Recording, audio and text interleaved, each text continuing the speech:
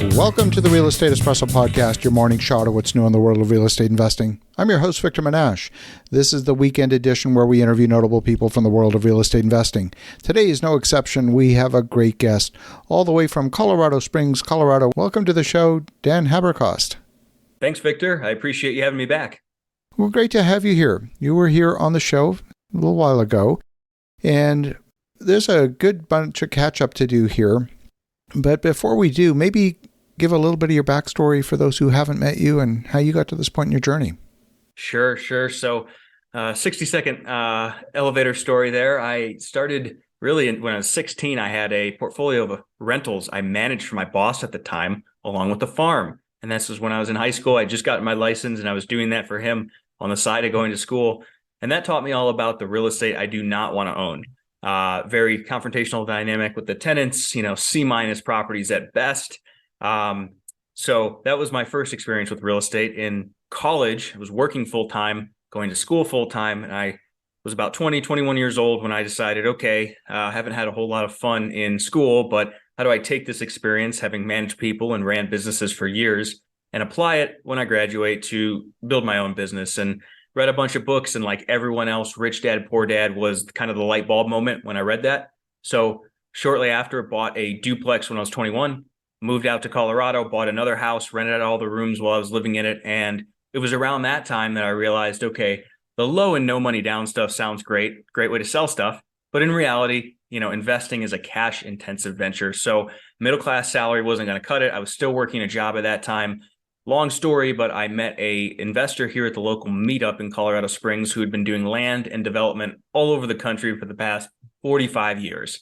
Went an hour south every weekend to where he lived to work for him, work with him, just learn from him. And after a bit of time, started doing some projects together, building houses, buying and selling land. And then eventually I just took that and ran with it. And that's where Front Range Land came about. And so my active business is Front Range Land, which feeds the continual acquisition of more buy and hold rentals. And simply put, it's a direct-to-seller marketing business for land. Some of the lots, a couple at a time, I'll put spec houses on. The vast majority we just flip, some for cash, some on terms. And that's just the continual cash generator to buy more rentals with. Well, as you know, we're huge fans of land and land development. Of course, in Colorado Springs itself, we're very significant landholders with just under 1,800 acres. And so we love that strategy. Mm-hmm. What have you noticed over the last 6-8 months? Obviously, the amount of new home construction has fallen as interest rates have gone up. Has demand for land shrunk? Are prices coming down? What are you seeing in the market? In Colorado, it has slowed down. But that seems to be changing. These last few weeks especially, we're almost teetering on an edge here where interest rates just barely tick down, got some more potentially positive messaging from the Fed. People are getting more optimistic, and inventory is starting to shrink out here. So I expect that might reverse. But to answer the question, in the Southeast, we're just buying and selling quite a bit in North Carolina and Florida. It's still like last year down there. It's just on fire.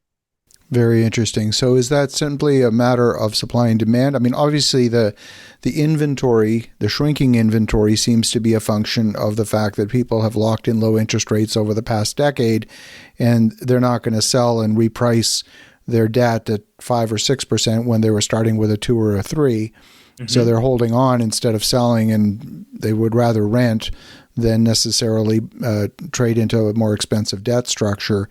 But land is different because land doesn't often end up having a ton of debt associated with it because it doesn't cash flow. Yep. So to answer your question, down in the Southeast, I think it's just the amount of people moving there that is keeping the demand up. And to your point, a lot of those people are retiring baby boomers who have money, or just business, especially in Florida, because it's very much a business friendly state. A lot of people with money are moving there. So they're buying for cash anyways. And so land is still flying off the shelf down there. And then out here in Colorado, I do think what you mentioned, the lock-in effect, as they're calling it, is having an impact because, I host a big real estate group out here. My partner has a big local brokerage, and he did a whole talk last week on just the stats right now and what's going on. And yeah, we saw inventory go up and prices come down end of last year, but man, it is now again shrinking rapidly. Even here where things are expensive, we're not affordable like the Southeast. Colorado is expensive, yet there seems to be a strong buyer pool still. Very interesting. And how much of that do you think is driven by continued inward migration? And I know it's market by market specific. I mean, certainly in the Southeast, that's the case. You've got Colorado Springs, which has got a really dominant economic anchor, which is the Air Force and Space Force. And they're definitely moving more missions on base at Space Force. Do you see a continual influx of population? Yes, we are still growing. I did recently check this. It has slowed down because over the last 10 years it's grown. It's gotten very expensive here, but we are still growing in population. Fabulous. So let's talk a little bit about the land business. And it's a longer cycle play than, let's say, a townhouse that might flip in 30 days. Land is a more particular buyer. What do you do differently from a marketing perspective, just from a positioning perspective to stay in front of people? Okay, so a couple of things I want to hit on there. I focus mostly on infill land. So sharp contrast to what you and your team are doing here. You have the 1,800 acres that still need, or you're doing the entitlements, right? The land that we target already has the entitlements done. It is horizontally developed. It's ready for a house, right?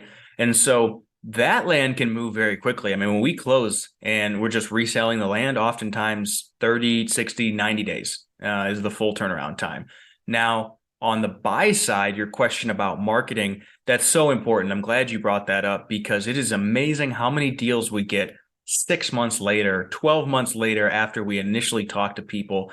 So just relentless follow-up on leads that expressed interest. We're not doing this for people who said, go away or weren't interested, but people who reach out and say, I want to sell my land and then disappear, we follow up with relentlessly. So I'll give you an easy example. We had someone that reached out last fall. It was 605 Riverwood. It was a lot in North Carolina, and they wanted to sell.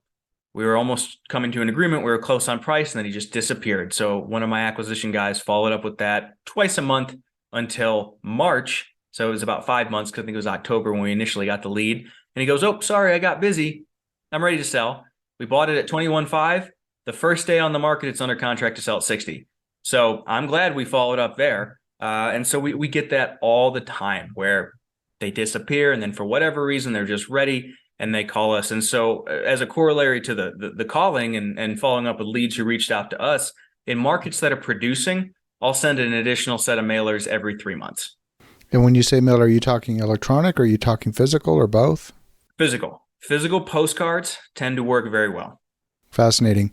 And that's a very different play than, for example, the larger developments. Now, often infill lots that are already entitled or have utilities at the lot line, their value is maybe not well advertised. You might be fully built up all around you, and you might be the hole in the Swiss cheese.